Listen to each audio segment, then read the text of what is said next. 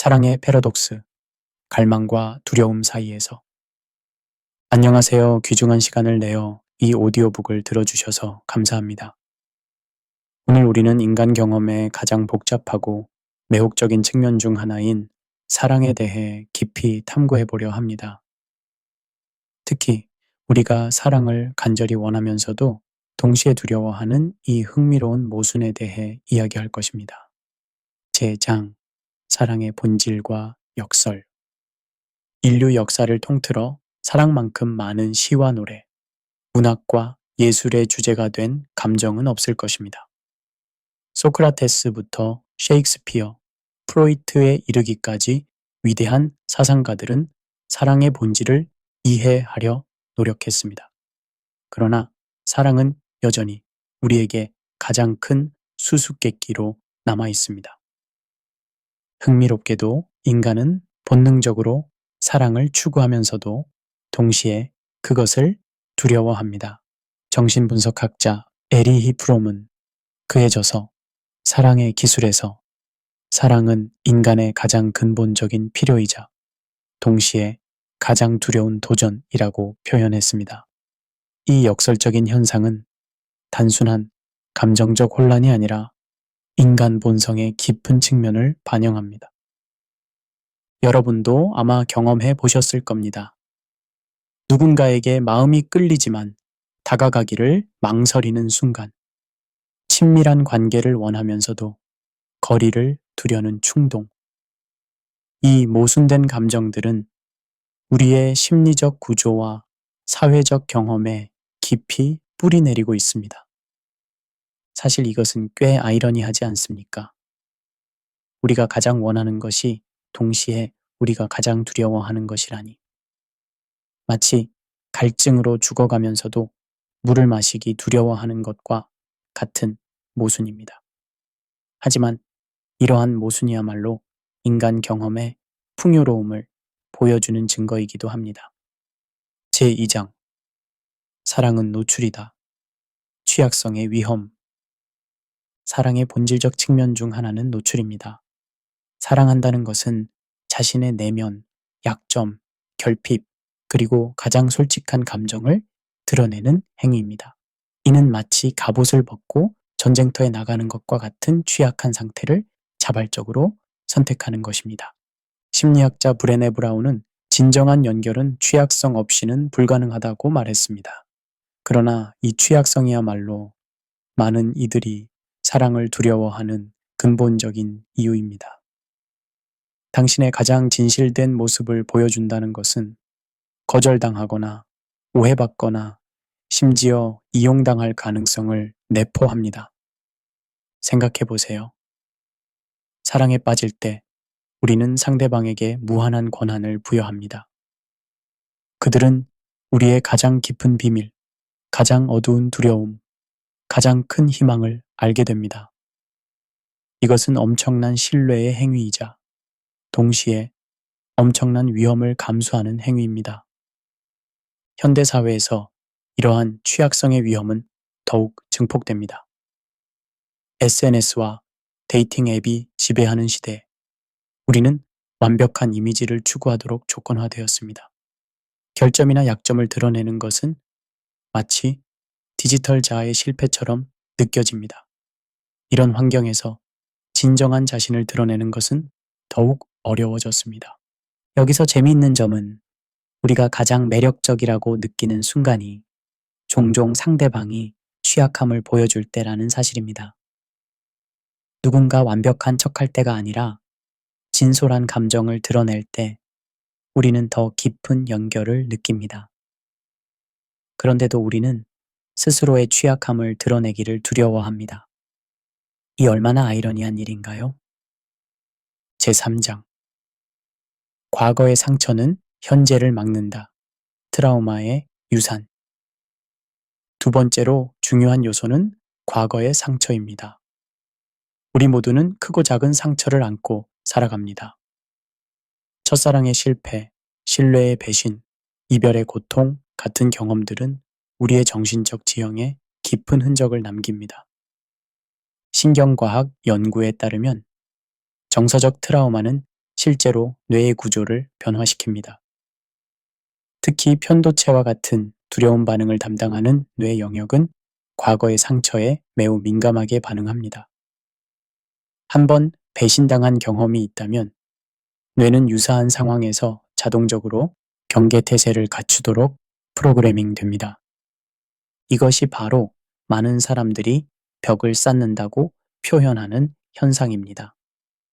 이 벽은 단순한 은유가 아니라 실제 심리적 방어 메커니즘입니다. 우리는 무의식적으로 과거와 비슷한 상처를 예방하기 위해 이 방어벽을 구축합니다. 이런 방어 메커니즘은 단기적으로는 우리를 보호할 수 있지만 장기적으로는 진정한 친밀감을 방해합니다. 시인 루미는 상처는 빛이 당신 안으로 들어오는 곳이라고 말했지만 너무 많은 상처는 오히려 우리를 어둠 속에 가두는 결과를 낳기도 합니다. 시니컬하게 말하자면 사랑의 게임에서 우리는 종종 이전 경기의 규칙으로 새 경기를 하려고 합니다. 전 연인이 거짓말쟁이였다고 해서 모든 사람이 거짓말쟁이라는 법은 없는데 말이죠. 하지만 우리의 두려움은 종종 그런 비논리적인 일반화를 만들어냅니다. 모든 남자 여자는 똑같아 라는 말 한 번쯤은 들어보셨을 겁니다. 그런데 정말 75억 인구가 모두 똑같을까요? 그건 통계적으로도 말이 안 되는 소리죠. 제4장 진짜 사랑은 변화와 책임을 요구한다. 성장의 두려움. 세 번째 요소는 사랑이 요구하는 변화와 책임에 대한 두려움입니다. 사랑은 단순한 감정 상태가 아니라 지속적인 선택과 헌신을 요구하는 과정입니다. 진정한 사랑은 우리에게 자아중심적 습관을 포기하고 다른 사람의 필요를 고려하며 갈등을 건설적으로 해결하는 능력을 개발하도록 요구합니다. 이는 개인적 성장의 여정이지만 동시에 불편하고 도전적인 과정이기도 합니다. 철학자 키에르케고르는 사랑은 자아의 변혁이라고 말했습니다. 사랑은 우리가 더 나은 사람이 되도록 요구합니다. 더 인내심 있고, 더 관대하며, 더 이해심 있는 사람으로 말이죠. 그러나 이러한 변화는 고통스러울 수 있으며 우리의 안락한 영역을 벗어나도록 강요합니다. 또한 사랑은 책임을 수반합니다. 다른 사람의 행복과 웰빙에 대한 책임, 약속을 지키고 정직하며 신뢰할 수 있는 사람이 되어야 한다는 책임입니다. 이러한 책임감은 무겁게 느껴질 수 있으며 특히 현대사회의 개인주의적 문화에서는 더욱 그러합니다. 우리 시대의 아이러니 중 하나는 무한한 선택지와 자유가 오히려 헌신을 더 어렵게 만든다는 점입니다. 데이팅 앱에서 한 번의 스와이프로 새로운 잠재적 파트너를 만날 수 있는 세상에서 더 나은 누군가가 항상 기다리고 있다는 환상이 헌신을 방해합니다. 경제학자들은 이를 기회비용의 함정이라고 부릅니다. 하나를 선택한다는 것은 다른 모든 가능성을 포기한다는 의미이기 때문이죠. 다소 냉소적으로 말하자면 많은 사람들이 넷플릭스 구독처럼 관계를 대하는 경향이 있습니다. 조금이라도 불만족스러우면 바로 구독 취소하고 다른 서비스로 갈아타려고 합니다. 하지만 진정한 사랑은 넷플릭스 구독이 아니라 농사와 더 비슷합니다. 인내와 지속적인 관리, 그리고 때로는 험난한 날씨를 견뎌내야 하는 장기적인 투자인 것이죠. 제5장 진화론적 관점 생존과 사랑 사이의 긴장 사랑과 두려움의 관계를 이해하는 또 다른 방법은 진화론적 관점에서 접근하는 것입니다. 진화심리학자들은 사랑과 관련된 우리의 복잡한 감정이 인류의 생존과 번식 전략에 뿌리를 두고 있다고 제안합니다. 물론 이는 하나의 학문적 관점일 뿐 인간 경험의 전체를 설명하는 유일한 진리는 아니라는 점을 명심해야 합니다. 다양한 학문적, 철학적, 종교적 관점에서 사랑의 본질을 이해할 수 있습니다.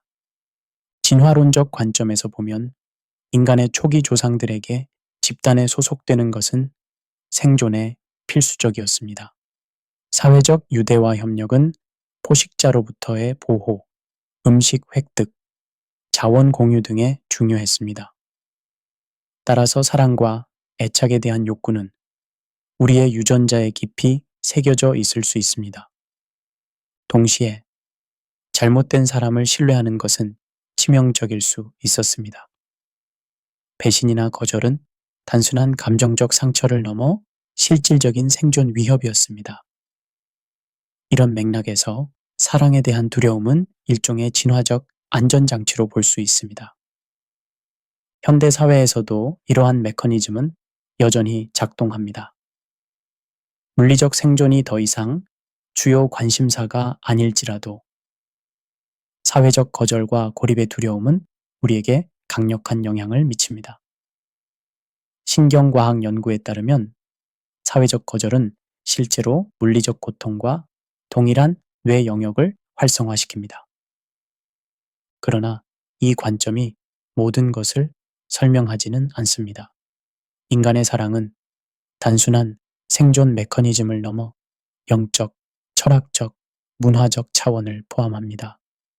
사랑은 때로 생존 본능에 반하는 자기 희생적 행동으로 이어지기도 합니다. 제6장 문화적 맥락, 시대에 따른 사랑의 의미. 사랑과 두려움의 관계는 시대와 문화에 따라 크게 달라집니다. 역사적으로 볼 때 사랑에 대한 우리의 이해와 기대는 극적으로 변화해 왔습니다. 고대 그리스인들은 사랑을 여러 유형으로 구분했습니다. 에로스, 육체적 사랑, 필리아, 우정의 사랑, 아가페, 무조건적 사랑, 스토르게, 가족 사랑 등입니다. 중세시대에는 기사도적 사랑이 이상화되었고, 낭만주의 시대에는 열정적 사랑이 강조되었습니다. 현대사회에서는 사랑에 대한 기대가 그 어느 때보다 높아졌습니다. 우리는 파트너에게 열정적 연인, 신뢰할 수 있는 친구, 지적 동반자, 공동부모, 경제적 파트너 등 다양한 역할을 기대합니다. 이러한 높은 기대치는 필연적으로 실망과 좌절의 가능성을 높입니다. 또한 현대의 개인주의 문화는 자아실현을 강조하며 이는 종종 관계에서의 헌신과 긴장 관계에 놓입니다. 나 자신을 찾아야 해와 우리 관계에 헌신해야 해 라는 두 가지 명령 사이에서 많은 이들이 갈등합니다. 소셜미디어와 디지털 통신의 급증은 이러한 긴장을 더욱 복잡하게 만듭니다. 한편으로는 연결의 기회를 확장하지만 다른 한편으로는 표면적 관계와 비교 문화를 조장합니다. 다소 비꼬아 말하자면 우리는 인스타그램 필터처럼 사랑에도 필터를 적용하려 합니다. 모든 것이 완벽하고 아름답게 보이길 원하죠. 불편함, 갈등, 지루함 같은 관계의 현실적 측면은 편집해버리고 싶어 합니다. 하지만 진짜 사랑은 필터 없는 버전에서 발견됩니다. 제7장 심리학적 통찰, 애착 이론의 렌즈를 통해 현대 심리학, 특히 존 볼비와 메리 에인스워스가 개발한 애착 이론은 사랑과 두려움의 관계에 대한 강력한 설명 틀을 제공합니다. 애착 이론에 따르면 주로 부모와 같은 우리의 초기 양육자와의 관계는 평생 동안의 관계 패턴에 지대한 영향을 미칩니다. 이 이론은 4가지 주요 애착 스타일을 구분합니다. 첫째, 안정형 애착. 이것은 친밀함과 독립성 사이에 건강한 균형을 유지합니다. 그리고 관계에서 안정감을 느끼며 정서적 친밀함을 두려워하지 않습니다. 둘째, 불안양가형 애착. 이것은 관계에서 지나친 걱정과 버림받을 것에 대한 두려움을 경험합니다. 그러나 종종 상대방의 사랑을 확인받기 위해 과도하게 노력합니다. 셋째, 회피형 애착. 이것은 친밀함과 의존성을 불편하게 느끼며 감정적 거리를 유지하려 합니다. 그리고 자율성과 독립성을 높이 평가합니다. 그리고 넷째, 혼란형 애착. 이것은 관계에서 일관되지 않은 패턴을 보이며 친밀함을 원하면서도 두려워하는 모순된 행동을 보입니다. 이렇게 이러한 애착 스타일들은 우리가 사랑에 접근하는 방식에 깊은 영향을 미칩니다. 불안양가형 애착을 가진 사람은 사랑을 강렬하게 추구하면서도 끊임없이 불안해할 수 있습니다. 반면 회피형 애착 성향의 사람은 깊은 연결을 두려워하며 무의식적으로 거리를 둘 수 있습니다. 흥미로운 점은 우리의 애착 스타일이 고정된 것이 아니라 시간이 지남에 따라 변할 수 있다는 것입니다. 자기 인식, 치료, 건강한 관계 경험을 통해 더 안정적인 애착 패턴을 발전시킬 수 있습니다. 그런데 재미있는 사실은 사람들이 종종 자신의 애착 스타일을 보완하는 파트너에게 끌린다는 것입니다. 회피형 사람은 불안양가형 사람에게 그리고 그 반대로도 끌리는 경향이 있습니다. 이는 초기에는 흥미진진한 역동성을 만들어낼 수 있지만 결국 두 사람 모두의 가장 깊은 두려움을 자극하는 결과를 낳기도 합니다. 마치 우주가 우리에게 장난을 치는 것 같지 않나요? 제8장 영적 차원, 신앙의 관점에서 본 사랑. 많은 종교와 영적 전통에서 사랑은 중심적인 주제입니다. 특히 기독교 전통에서는 사랑이 신의 본질로 여겨집니다. 요한일서 4장 16절은 하나님은 사랑이시라 라고 말합니다. 성경에서 사랑은 단순한 감정이 아니라 의도적인 행동이자 헌신의 표현으로 묘사됩니다. 고린도전서 13장에서는 사랑의 특성을 오래 참고 온유하며 시기하지 않으며 자랑하지 않으며 교만하지 않으며 라고 설명합니다. 이는 사랑이 가진 자기 초월적 성격을 강조합니다. 영적 관점에서 사랑에 대한 두려움은 종종 우리의 유한함과 불완전함에 대한 인식에서 비롯됩니다. 우리는 상처받을 수 있고 실패할 수 있으며 우리의 노력에도 불구하고 관계가 깨질 수 있다는 것을 알고 있습니다. 그러나 많은 영적 전통은 이러한 불완전함과 취약성이 바로 사랑에 변화시키는 힘이 작용하는 곳이라고 가르칩니다. 유대 기독교 전통에서는 완전한 사랑이 두려움을 내쫓는다고 요한일서 4장 18절에 있는 것처럼 말합니다. 이는 진정한 사랑이 우리의 두려움보다 더 강력하다는 희망을 제시합니다. 성경은 또한 인간의 사랑이 신성한 사랑의 반영이라고 가르칩니다. 에베소서 5장에서는 그리스도와 교회의 관계를 결혼의 모델로 제시합니다. 이는 인간의 사랑이 단순한 생물학적 또는 심리적 현상을 넘어 영적 차원을 가지고 있음을 시사합니다. 두려움 없는 사랑을 향한 여정은 종종 영적 성장의 여정과 평행을 이룹니다. 불교에서는 집착 혹은 갈망과 혐오 혹은 두려움에서 벗어나는 것이 깨달음의 중요한 측면이라고 가르칩니다. 기독교에서는 하나님과의 관계를 통해 타인을 더 온전히 사랑할 수 있게 된다고 봅니다. 성경은 특히 하나님의 사랑이 우리의 두려움을 극복하는 데 필수적이라고 가르칩니다. 로마서 8장 38절과 39절에서는 내가 확신하노니 사망이나 생명이나 어떤 피조물이라도 우리를 우리 주 그리스도 예수 안에 있는 하나님의 사랑에서 끊을 수 없으리라고 선언합니다. 이러한 무조건적인 사랑에 뿌리를 두고 있을 때 우리는 인간관계에서도 더 큰 용기와 개방성을 가질 수 있습니다. 제9장 두려움을 넘어서 사랑의 용기 기르기. 지금까지 사랑과 두려움 사이의 복잡한 관계를 살펴보았습니다. 그렇다면 이제 실질적인 질문을 해보겠습니다. 어떻게 이 두려움을 극복하고 더 충만한 사랑의 경험으로 나아갈 수 있을까요? 1. 자기인식 개발하기. 모든 변화는 자기인식에서 시작됩니다. 당신만의 특정한 두려움, 방어 메커니즘, 관계 패턴을 이해하는 것이 중요합니다. 일기 쓰기, 명상, 심리 상담은 이러한 자기 이해를 증진시키는 도구가 될 수 있습니다. 성경은 이를 네 마음을 지키라는 지혜로 잠언 4장 23절에서 표현합니다. 우리의 내면을 이해하고 돌보는 것은 사랑의 여정에서 핵심적인 시작점입니다. 2. 취약성 연습하기. 취약성은 근육과 같아서 사용할수록 강해집니다. 작은 방식으로 시작하여 점차 더 깊은 자기 개방으로 나아갈 수 있습니다. 신뢰할 수 있는 친구나 가족에게 진실된 감정을 표현하는 것부터 시작해보세요.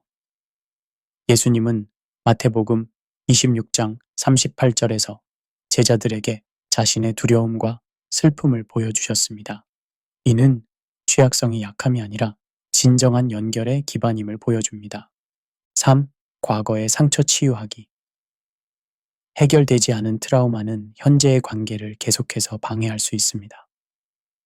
이전 상처를 인식하고 적절히 애도하는 것이 필요합니다. 때로는 전문적인 도움을 구하는 것이 이 과정에서 중요합니다. 성경은 새 것이 되었나니 이전 것은 지나갔으니라. 고린도후서 5장 17절에서 약속합니다.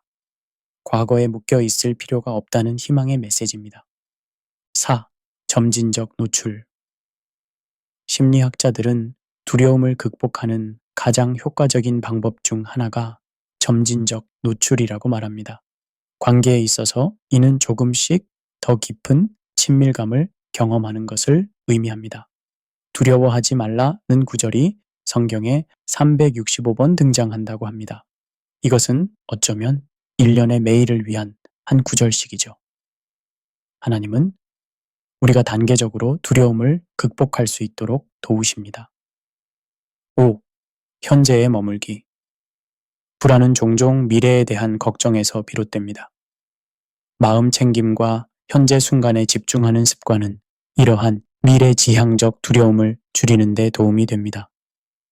예수님은 내일 일을 위하여 염려하지 말라고 마태복음 6장 34절에서 가르치셨습니다.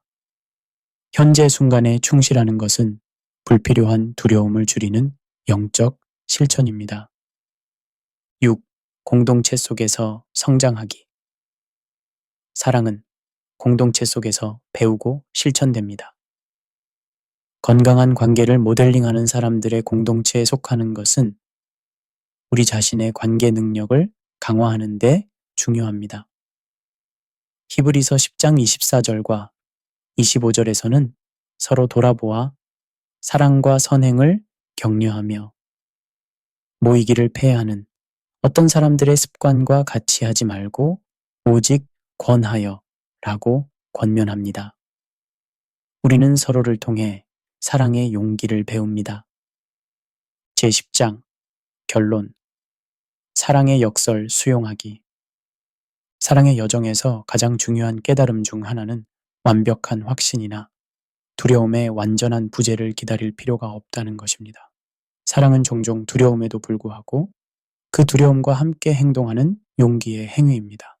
시인 카할릴 지브라는 사랑에는 반쪽만 깨어있고 반쪽은 잠들어 있다고 말했습니다. 사랑의 역설을 받아들이는 것은 더 풍부하고 진정한 사랑의 경험으로 가는 길입니다. 또한 그것은 갈망과 두려움, 기쁨과 위험, 성장과 취약성을 동시에 포함한다는 것이기도 합니다. 성경은 이를 우리가 사랑함은 그가 먼저 우리를 사랑하셨습니다. 라고 요한일서 4장 19절에서 표현합니다. 궁극적으로 사랑할 용기는 우리가 이미 사랑받고 있다는 확신에서 비롯됩니다. 이것이 바로 모든 질문의 답이 성경에 있다고 말하는 이유입니다. 인간의 가장 깊은 감정적, 심리적 고투도 결국은 영적 질문으로 이어지기 때문입니다. 히브리어로 아하바라고 불리는 사랑은 감정이 아닌 행동이며 선택입니다. 두려움에도 불구하고 다른 사람을 향해 나아가는 결정입니다. 그리고 이러한 사랑의 선택은 두려움이 사라진 후에 오는 것이 아니라 오히려 두려움을 변화시키는 힘입니다. 아리스토텔레스는 용기란 두려움이 없는 것이 아니라 두려움이 있음에도 전진하는 것이라고 말했습니다. 마찬가지로 사랑의 용기는 두려움이 없는 상태가 아니라 두려움에도 불구하고 사랑하기로 선택하는 것입니다. 성경은 이를 사랑 안에 두려움이 없고 온전한 사랑이 두려움을 내쫓나니 라고 요한일서 4장 18절에서 가르칩니다. 우리가 사랑 안에서 성장할수록 두려움은 점차 그 힘을 잃어갑니다. 하지만 이는 과정이며 즉각적인 변화가 아닙니다. 결국 사랑과 두려움 사이의 이 역설적인 춤은 인간 경험의 풍요로움을 보여줍니다. 우리가 갈망하는 바로 그것을 두려워한다는 사실은 우리의 깊은 감수성과 복잡성을 반영합니다. 이 패러독스를 이해하고 받아들임으로써 우리는 더 충만하고 진정한 사랑의 여정으로 나아갈 수 있습니다. 마무리 인사. 끝까지 들어주셔서 진심으로 감사드립니다. 사랑의 패러독스라는 이 복잡한 주제를 함께 탐험하면서 여러분 자신의 사랑과 두려움에 대해서도 새로운 통찰을 얻으셨기를 바랍니다.